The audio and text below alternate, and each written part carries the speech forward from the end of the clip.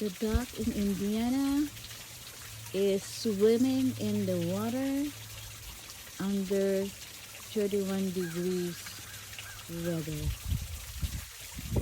31 degrees Fahrenheit.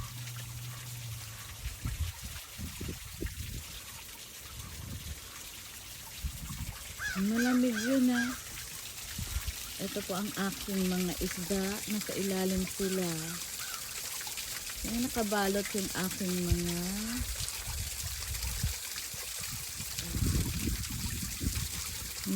water at lily. Ito ang tawag doon. Di ba lily?